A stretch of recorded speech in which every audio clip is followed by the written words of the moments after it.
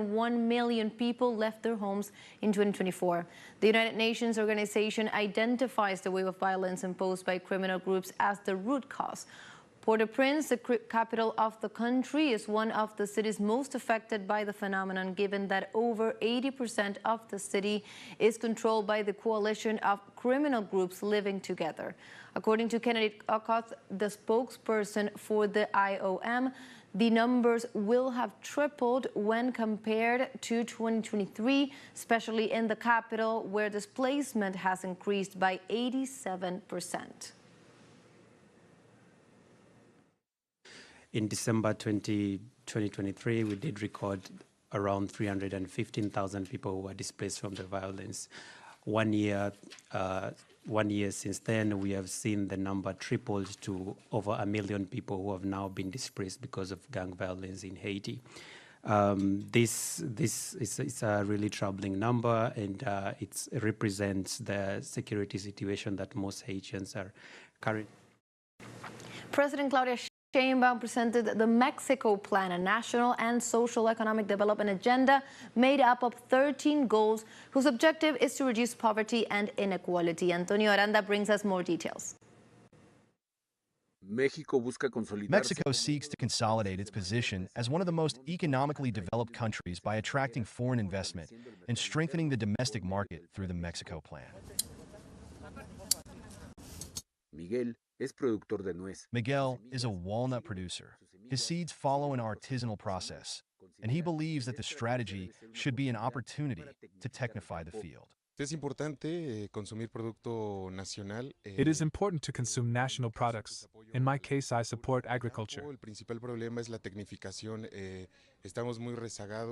In the countryside, the main problem is technification. We are far behind our main competitors in walnuts, the United States. They are very technified and reduce many costs. We have to spend a lot of money to do it in a more traditional way, and that creates a disadvantage for us.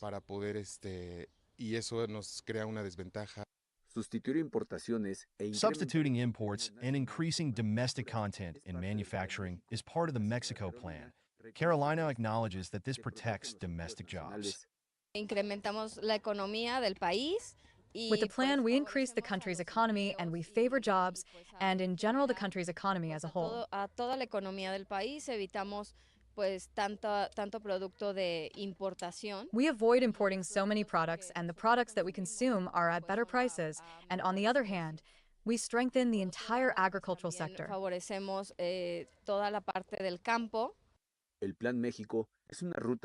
Mexico Plan is a public, private, and foreign investment route for at least $277 billion, which seeks the integration of North America. This speaks to us, or is a reflection of what Claudia Sheinbaum is looking for during her 6-year term. We can take this as the real national development plan. I would like to highlight that in general there are several components of the plan that wink at the new United States administration. That is, the president seeks to integrate the North American region. She seeks to increase Mexican production and replace imports from China, which is a priority issue for the new United States administration. President Claudia Sheinbaum aims to make Mexico's economy number 10 in the world, but without neglecting social equity and well-being.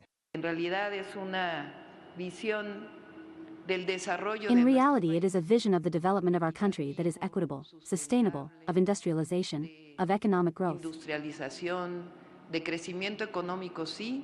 Yes, but above all of well-being for our people and of benefit for everyone.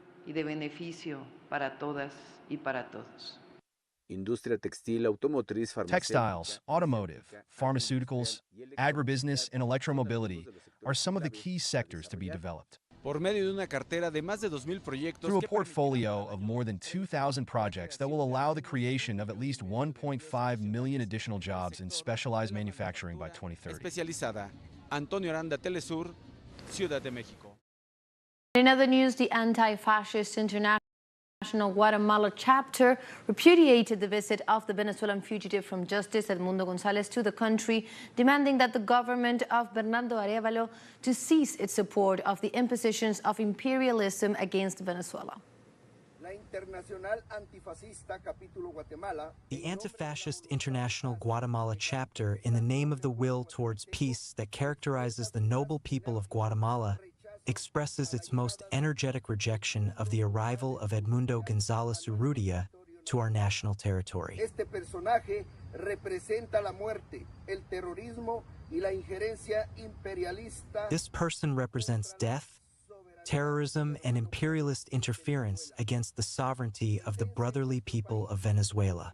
His presence in our country is a direct attack on the values of peace, justice, and solidarity that guide our anti-fascist struggle in the defense of the peoples of Latin America. Como guatemaltecos comprometidos con la paz, exigimos que Bernardo Arévalo. As Guatemalans committed to peace, we demand that Bernardo Arévalo and his government stop lending themselves to the impositions of North American imperialism that manifest their support for this person and their attacks against the sovereign will of the Venezuelan people who elected Nicolas Maduro as their president. A Nicolás Maduro como su. Likewise, the Anti-Fascist International Guatemala chapter also repudiated the aggressions to the Venezuelan diplomatic headquarters, which threaten its national sovereignty. We repudiate the fascist and interfering actions that some Venezuelan embassies have suffered, thus attacking its sovereignty. Llamamos a los gobiernos a no permitir acciones en contra de los bienes.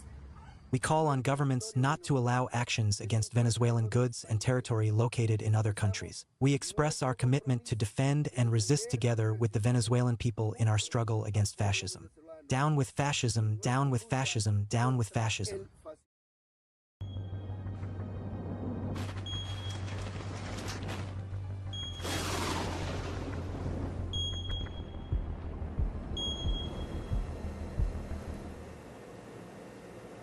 And we now move on to other topics. In the United States, fires continue to rage in Los Angeles as people try to protect their belongings and homes. Let's take a closer look with our colleague Luis Gutierrez. This man works as a janitor at this building in Pacific Palisades, the hardest hit by the fires in California. He stayed behind to watch the place and managed to keep it from catching fire using garden hoses and the support of firefighters. But it actually had spread to the property of the building next door. So I was just putting as much water down onto the bottom as I could and just actually doing a decent job of tamping it down. For Ridgway, it was a necessary mission. I felt like there was a duty to at least make sure that was attempted to be saved if possible. And also, you know, even if it didn't come here, if none of this really had happened, there still would have been the possibility of outsiders coming in and looters and stealing and stuff. And so if I've... The collection centers have been crucial for those who have lost their belongings or remain evacuated amidst uncertainty for their homes. The street I live on, everybody on one side of the street, all their houses are entirely wiped out. And on my side of the street, starting with my house and a few neighbors down, maybe about 4 houses stood up and everybody else lost their homes. And my house is standing, yes, but we don't know what condition it's in. So, yeah, we haven't been able to go back to check. They won't let us.